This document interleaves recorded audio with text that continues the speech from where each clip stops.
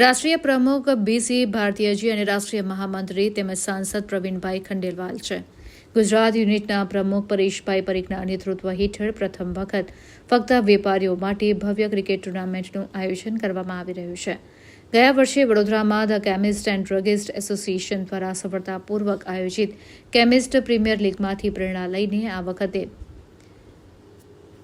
Cricket league 2025-26નું આયોજન વધુ મોટા પાયે કરવામાં આવી રહ્યું છે. જીએસટી વિભાગ, આવકવેરા વિભાગ, Gujarat police, municipal corporation, food and drug વિભાગની ટીમો પણ ભાગ લેશે.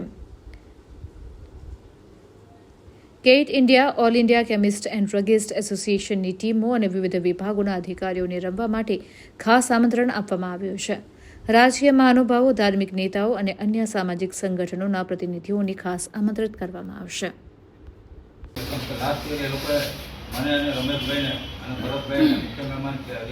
ઘણા શોર્ટ ટાઈમમાં ઘણું સારું આયોજન હતું અને બધાને રમવાની ખૂબ મજા આવી.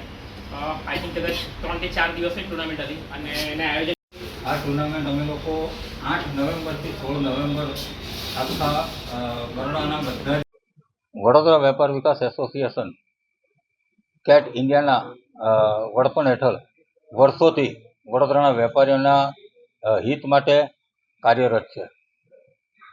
અલગ અલગ જ્યારે તકલીફો પડી છે ત્યારે વડોદરા વેપાર વિકાસ એસોસિએશન ફક્ત વેપાર જ નહીં, ફક્ત વેપારીઓ માટે જ નહીં પણ નાગરિકોને પણ તકલીફ પડી છે.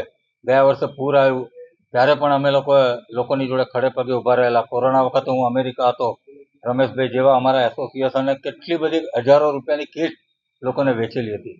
આ એ ટાઈપનું જ એક કાર્ય છે કે ઓનલાઈન બિઝનેસની સામે, અને મોદી સાહેબે અત્યારના કીધું છે કે સ્વદેશી જાગરણ અભિયાન, એના પ્રોપેગન્ડામાં અને એના પ્રચાર માટે અમે લોકો ક્રિકેટ ટુર્નામેન્ટ કરી છે.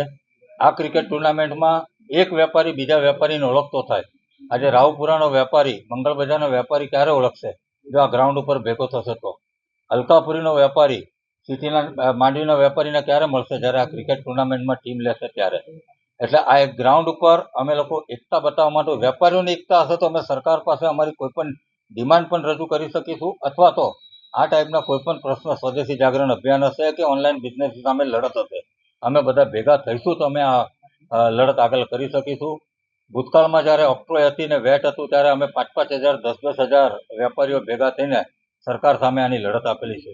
એવી રીતના ઓનલાઈન બિઝનેસ માટે જો અમારી આ ટીમ સરસ ભેગી થશે તો અમે ઓનલાઈન બિઝનેસ સામે ખૂબ મોટા પાયા પર અમારો લડત ચાલુ રાખીશું. અત્યારના આયોજન છે, અમે લોકો ટોટલ 72 ટીમો રાખવાનું પ્લાનિંગ કર્યું છે, જેમાંથી લગભગ 25 થી 30 ટીમો બુક થઈ ગઈ છે. એક ક્રાઇટેરિયા એવો નક્કી કર્યો છે કે 60 ટીમ અમે ખાલી વેપારી એસોસિએશન, MSME અને ઉદ્યોગપતિઓને આપીશું. બાકીની 12 ટીમ અમે લોકો એમાં આમંત્રણ આપીશું.